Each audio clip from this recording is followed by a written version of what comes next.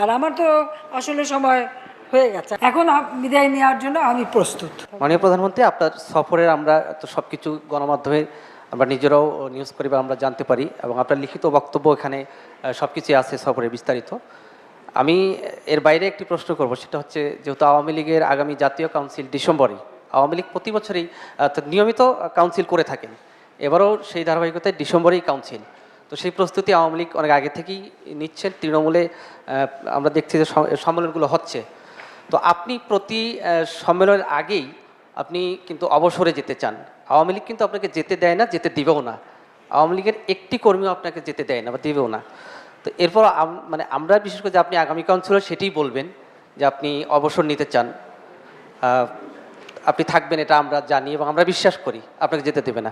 আমার প্রশ্নটি হচ্ছে যে আগামী কাউন্সিলে এর বাইরেও নতুন কোনো চমক থাকছে কিনা, জি, নতুন